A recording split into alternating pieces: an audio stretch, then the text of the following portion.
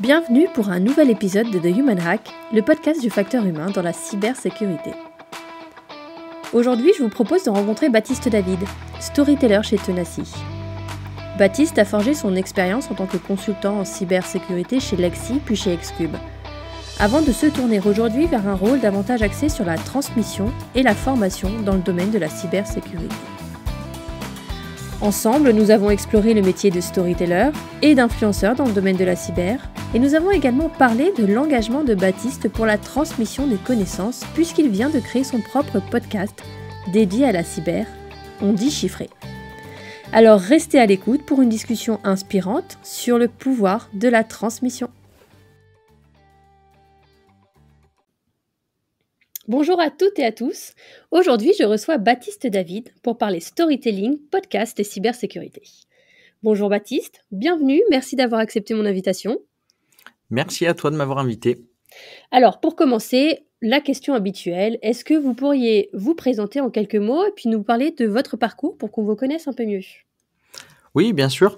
Donc, Baptiste David, mon parcours en cybersécurité a commencé finalement dans mes études. J'étais fan de maths. Je suis allé en faculté de mathématiques sans trop savoir ce que j'allais en faire. Et j'ai découvert les maths appliquées à la sécurité de l'information d'un point de vue très théorique. Beaucoup de cryptographie, des choses comme ça. La suite de mon parcours, du coup, je l'ai continué dans la cybersécurité avec le conseil. C'était pour moi un choix logique parce que je ne savais pas exactement qu'est-ce que je voulais faire dans la cybersécurité, gouvernance, technique. Et le conseil, finalement, en 2014, me permettait du coup de toucher un peu à tous les métiers. Okay. J'ai fait du conseil en cybersécurité jusqu'en 2020, date à laquelle je me suis consacré à temps plein au projet dans lequel je suis actuellement. Je travaille chez un éditeur de solutions de cybersécurité qui s'appelle Tenaci. Ok, on va y revenir, on va essayer de ne pas trop spoiler déjà tout le reste de l'interview. Alors, du coup, vous nous disiez que vous avez découvert la cybersécurité pendant vos études. Et c'est à ce moment-là, voilà, quand vous avez fait ces maths appliquées à la cybersécurité, ça s'est un peu imposé comme c'est vers ça que j'ai envie d'aller en fait. C'est... ouais. J'ai pas eu beaucoup de certitude finalement, Oui. jusqu'au moment peut-être où j'ai signé mon contrat. Et encore, je ne savais pas le jour où j'avais signé mon premier contrat que je resterais peut-être 10 ans. J'ai laissé les opportunités se présenter à moi et les suivre. Et qu'est-ce qui vous a attiré justement vers la cyber ? C'était quoi le fait de finalement de protéger les entreprises contre des intrusions ? Qu'est-ce qui vous a plu ? C'était la largesse des sujets. Au début, quand j'ai même découvert la cybersécurité, comme beaucoup de monde, peut-être, je voulais être pentester. Oui, ok. Parce qu'il y a un côté très ludique. Ouais. On nous parle beaucoup de challenge, de choses comme ça. Alors qu'aujourd'hui, je suis plutôt du côté de la gouvernance. C'était un sujet dont on parlait très peu. J'ai l'impression de faire partie de la préhistoire en disant ça, hein, mais c'était il y a à peine 10 ans. Et du coup, voilà, c'était un côté un peu nouveau, un peu ludique qui me plaisait, dans un environnement où oui, forcément, ça plaît aussi de dire qu'on œuvre pour le bien. Pour le coup, les opportunités d'Arc, je les ai pas saisies. Je me suis pas beaucoup posé de questions face à celle-ci. Ouais. Et du coup, vous avez démarré, comme vous disiez tout à l'heure, en tant que consultant en cybersécurité parce que ça vous donnait l'opportunité d'acquérir l'expérience peut-être sur une large palette de sujets, de domaines dans la cybersécurité. C'est ça qui vous a attiré plutôt vers ce type de poste ? Oui, c'est ça qui m'a attiré. Et puis il y a aussi une réalité, c'est que je pense qu'aujourd'hui, les sociétés de services sont peut-être aujourd'hui les seules qui savent réellement intégrer des ressources juniors qui ne savent pas. Elles font vraiment partie de leur modèle, à la fois de leur modèle financier, leur modèle d'intégration. Et aujourd'hui, il faut bien voir que dans une organisation standard, une équipe sécurité, c'est 1, 2, 3 personnes. Et du coup, intégrer quelqu'un qui ne sait, par définition, pas faire grand-chose à la sortie de l'école, pour eux, c'est beaucoup, beaucoup plus compliqué. Donc moi, j'ai pas fait d'alternance dans mes études. Et du coup, même avec mon bac+5 très théorique, c'était difficile aussi de trouver une opportunité professionnelle qui ne soit pas dans le monde du conseil et du service aux entreprises. Et est-ce que c'est quelque chose que vous conseilleriez du coup avec l'expérience de l'avoir vécu, le fait de commencer par un rôle de consultant comme ça ? Oui, c'est Ouais, la recommandation que je donne à tous ceux qui me disent qu'ils veulent travailler dans la ouais, cybersécurité, c'est si vous avez l'opportunité, si vous avez envie, n'hésitez pas. Le conseil, c'est la meilleure école. Alors après, j'ai découvert le conseil dans une maison, dans une maison rouge et noire et qui était pour ça, très, très bien. Je regrette, il n'y a pas une seconde où j'ai regretté ce choix de ouais, travailler dans le ouais, conseil. ouais, ouais. OK. Et est-ce qu'il y a quelque chose qui vous a particulièrement marqué dans, votre donc vous nous aviez dit, vous avez commencé consultant, maintenant vous occupez un autre rôle, mais dans ce, quand vous étiez consultant, est-ce qu'il y a une ou 2 expériences particulières qui vous ont marqué ou, des anecdotes, que vous avez vécues ou des choses, voilà, que vous retenez aujourd'hui encore, dont vous vous souvenez, aujourd'hui encore? Alors des anecdotes, ouais, il y en a plein parce qu'on vit des choses autour d'incidents de cybersécurité qui sont, parfois drôles, parfois dramatiques. Mais je dirais que ce qui m'a le plus marqué dans mon parcours, c'est que finalement, il y a beaucoup de choses qu'ils ne comprennent pas. Il y a beaucoup de gens qui ne comprennent pas ce que c'est que la cybersécurité. Même des gens qui aujourd'hui ont des fonctions ou des missions, parce qu'ils sont pas tous RSSI, mais attachés à la cybersécurité et des principes de base. Alors moi, je me bats pour expliquer des choses très simples autour de la cryptographie, Oui. mais même aujourd'hui sur de la conformité autour de NIS 2, de DORA, des choses toutes simples que les gens ne comprennent pas. Et du coup, bah, c'est un peu ce sujet qui m'a marqué. C'est très rapidement, Mmh. quand on se concentre sur un sujet, qu'on a le temps d'y passer et de lire des choses, bah, on en sait plus que les interlocuteurs. Donc, ce qui est assez agréable quand on fait du conseil, parce qu'on peut se retrouver très vite dans une situation d'expert où on se retrouve sorti d'école à devoir expliquer quelque chose à quelqu'un qui travaille dans l'informatique ou dans la cyber depuis déjà très longtemps. Mais en fait, très souvent, on en sait bien plus que lui. Ouais et finalement, en fait, les clients, il y a peut-être aussi la problématique de temps. Ils peuvent pas et comme on le disait tout à l'heure, la cybersécurité, c'est un domaine qui est tellement varié, tellement large qu'en fait, ils peuvent pas avoir une expertise sur l'ensemble de la palette, quoi. Exactement, exactement. Moi, j'avais un manager qui m'expliquait, quand on commence une mission de conseil, il faut toujours savoir pourquoi le client fait appel à nous. Alors, il y a différents cas, soit il a pas envie, soit il sait pas faire, soit, tout simplement, il a pas le temps de s'en occuper. Donc c'est aussi pour ça qu'on fait appel à un consultant. C'est, j'allais dire 24 heures de cerveau en plus. Non, parce qu'on travaille pas 24 heures sur 24, mais c'est du temps de cerveau, en plus avec, voilà, l'expérience d'avoir abordé des nouveaux sujets ou ce genre de choses.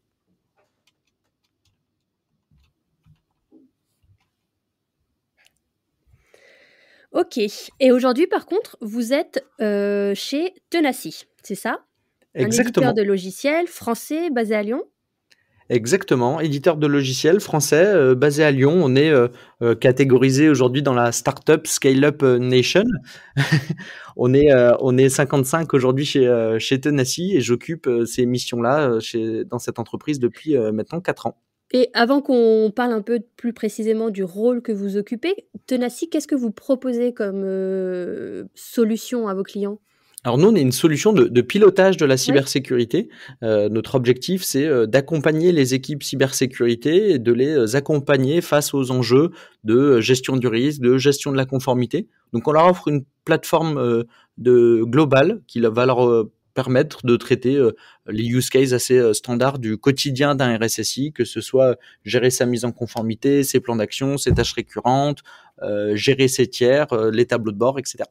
Ouais, vraiment, leur centraliser, toute la gestion, leur faciliter la vie, j'imagine, en mettant aussi à disposition pour eux, les différents standards et cetera, quoi. Vous êtes là Et vraiment pour les ouais. Mmh. Exactement, on est là pour accompagner les équipes cyber, hem, en leur fournissant un outil dédié, parce qu'aujourd'hui, on se rend compte que les experts cyber, en plus de connaître, parfaitement, la menace, les réglementations, bah, il faut qu'ils maîtrisent, des outils de bureautique pour pouvoir faire le moindre tableau de bord.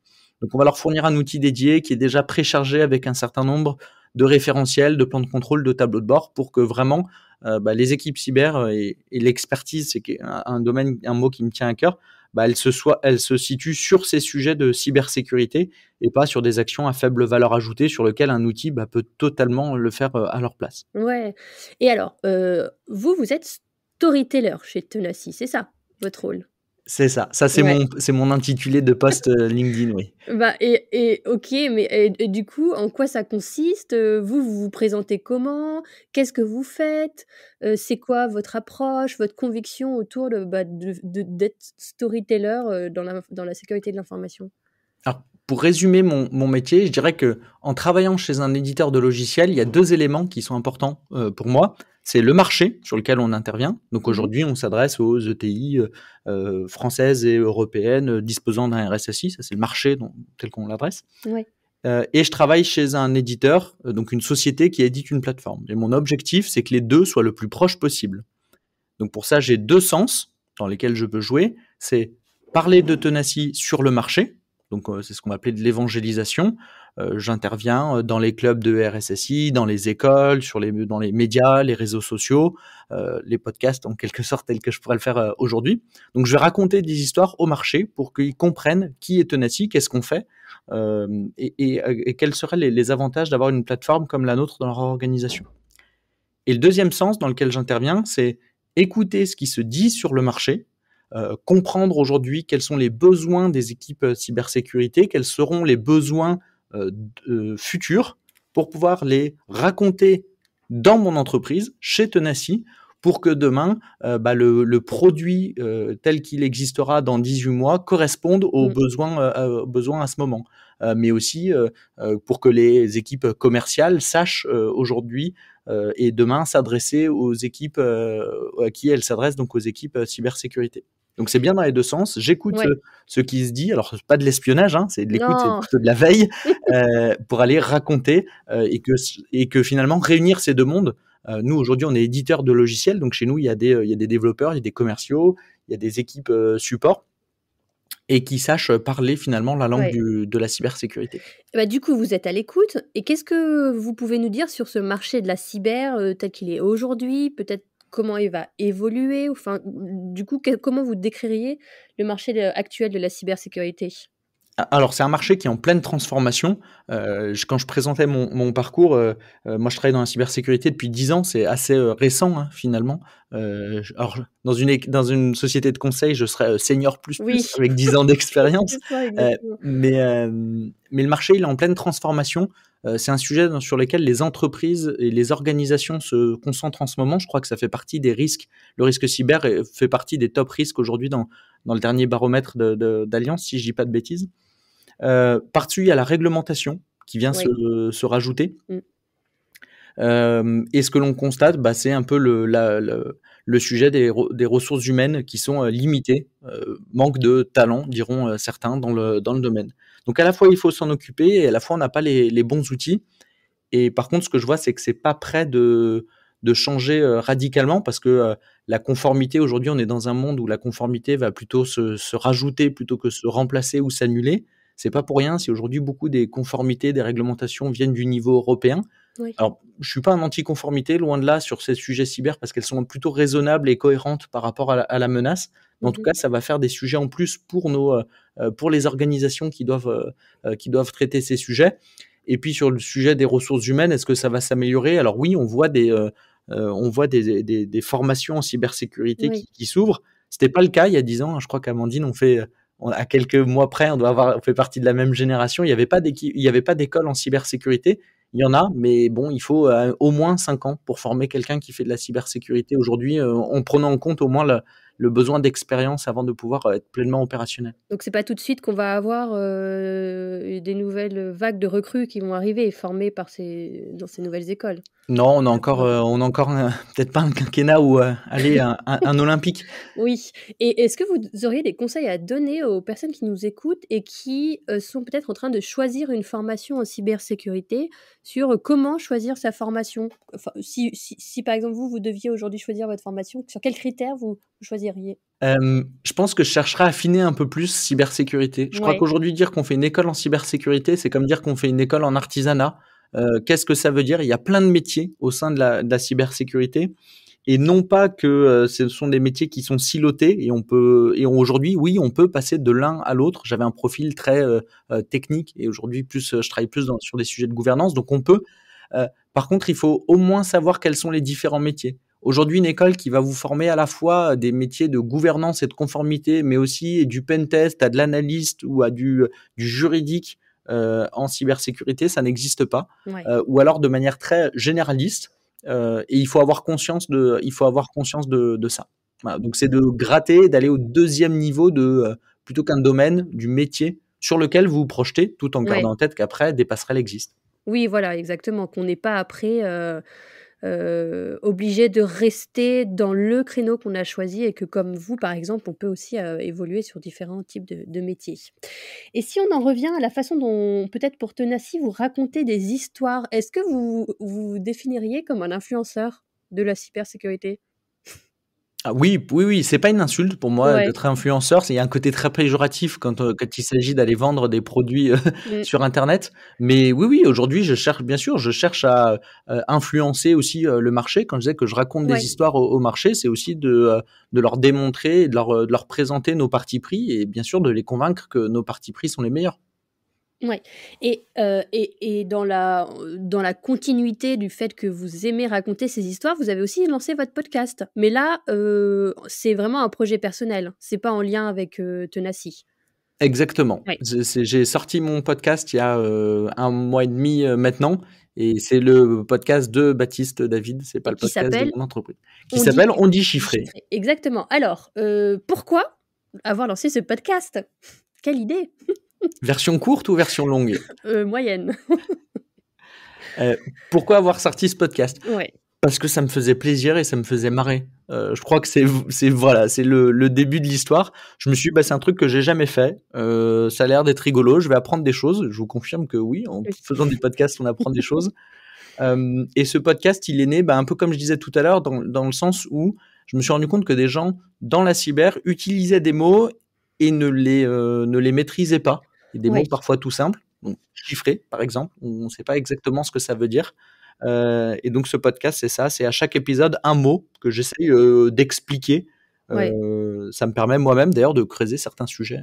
Oui, et puis il y a en fait, moi, en tout cas, je le vis aussi, au quotidien dans mon métier d'analyste cybersécurité. Des fois, on utilise un mot, on est persuadé que les personnes, comprennent la même chose derrière ce terme et en fait, on se rend compte que chacun enfin, on a une compréhension différente des termes. Donc du coup, je trouve que c'est d'autant plus utile d'avoir, un podcast qui vient rappeler, bah, finalement, qu'est-ce qu'on entend derrière ces mots qu'on utilise, au quotidien en cybersécurité. Donc je trouve que c'est vraiment, super utile et en fait, c'est un podcast qui s'adresse, on va dire, vraiment à tous les professionnels de la sécurité. Pas seulement aux personnes qui arrivent dans le secteur, mais vraiment aussi à ceux qui peut-être pensent comprendre, mais peut-être qu'ils saisissent pas l'entièreté du terme.